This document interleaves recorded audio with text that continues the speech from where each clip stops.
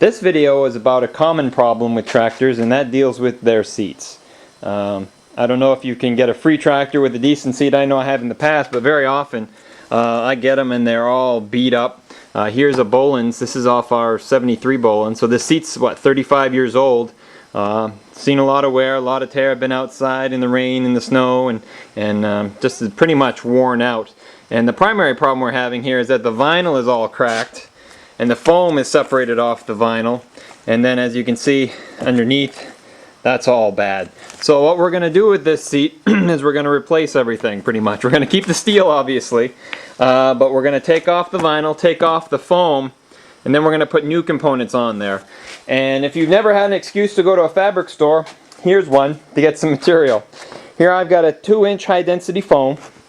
That's about, I think, a half a yard or something like that. And then I have some brown Bolens brown vinyl. And so what we're going to do is we're going to strip down the seat, right down to the steel frame, clean up the frame, cut our foam to be seat-like, glue it down. Then we're going to cut our vinyl to be approximately close and then glue it down. And hopefully when we're done we'll have a seat that looks approximately like it should when it was new. The first thing in taking the seat apart is to remove this rubber strip, and what it does is it goes all the way around the seat, and I've already kind of pulled this one off. But what it does is when we get to the vinyl stage, you want to stretch it over the metal and bend it over, and then you'll use this strip to essentially seal it. So in this case here we're just going to keep it off. If you can, save this, because I don't actually know how to replace it in terms of finding a new one. But generally this has no wear or tear, so it's going to be in good condition.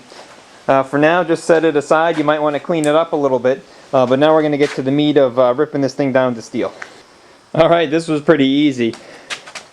The number one reason why seats separate, or the foam separates off the seat, is because of rust. And you just get this covering of rust here that can no longer adhere to the foam.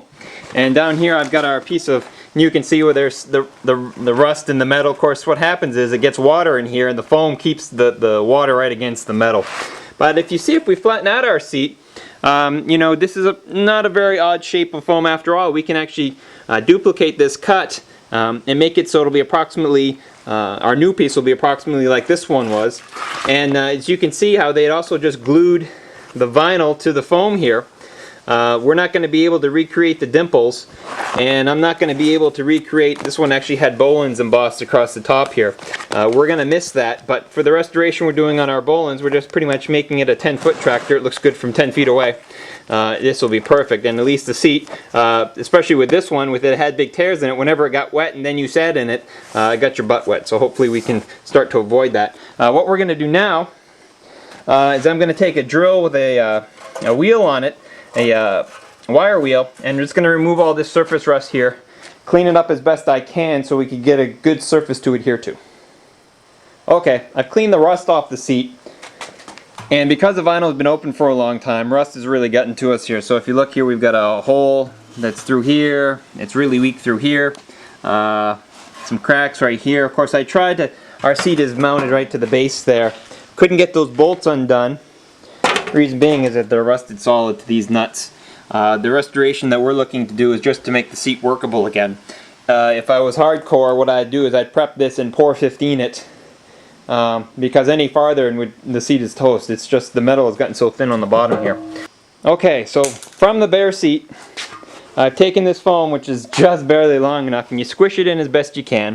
What I mean by long enough is there's the metal of the front, there's the metal of the top. And I took a marker and I drew on the back edge. So if I take this over, you can see where my seat is. So now I'm going to take a pair of scissors, which I just dropped, and I'm going to cut along the black line here.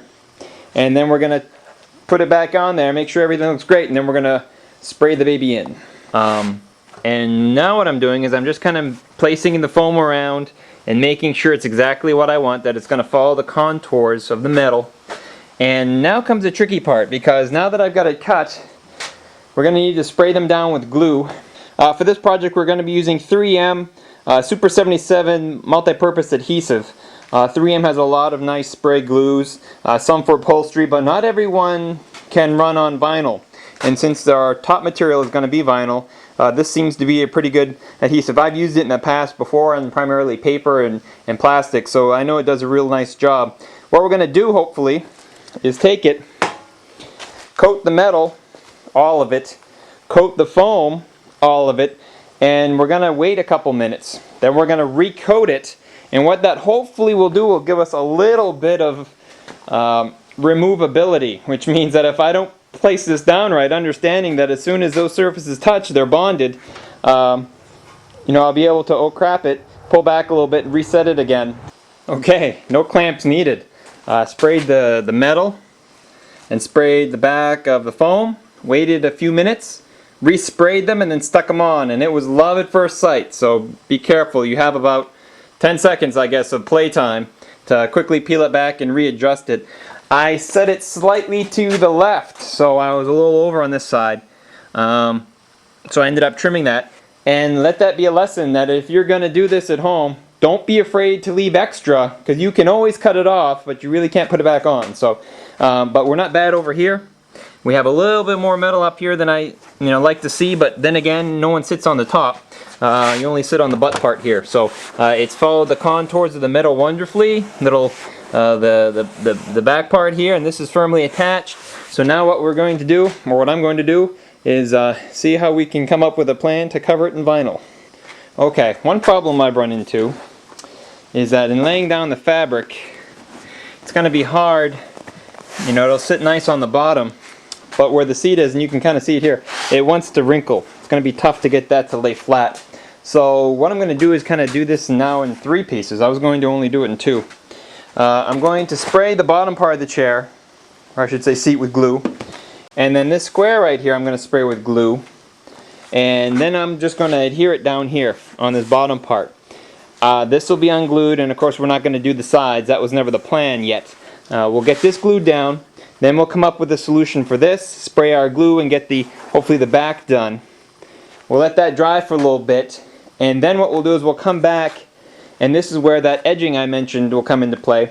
We'll glue the side material and the vinyl, and then when it's ready to set, we'll just kind of pull it taut and fold it over the edge, and that's when we'll start using our plastic bead.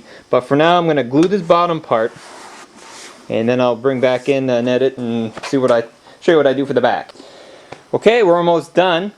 Once I get the top glued on, I do have a wrinkle here and a wrinkle over here. I've done the best I can to make them as small as I can, but at least they're watertight.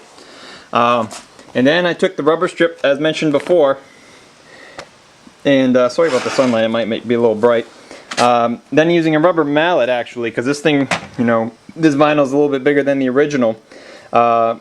Took and you start fold the fabric over the metal and just start hammering that in, and of course wrinkled on the edges and coming up on the sides. Let me bring this right into the sun. Coming around the edges, still have some wrinkles. And then this is the last section I saved for the YouTube here. What I'm going to do as best I can is flip this over right here, spray glue here, spray glue on the fabric here, let it sit for a little bit, then fold it over, and then jam my corner around, jam the corner around here, and hopefully we'll be all set. And this will be the end for 2 videos. Number 1, the seat video, the nice new Bolens seat compared to it was all torn up, and we've got our freshly painted rear fenders and